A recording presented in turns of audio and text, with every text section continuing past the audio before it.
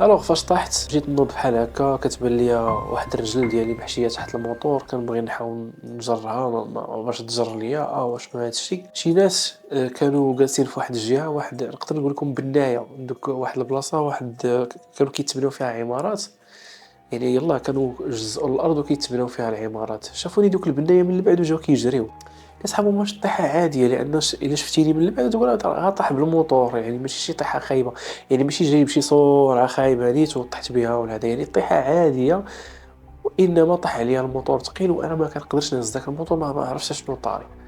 فاش جاو هزوا الموطور كحزوه نوضوه من الفوق مني، فاذا بي كنشوف رجلي مقسومه وعوجه، يعني غادا هكا.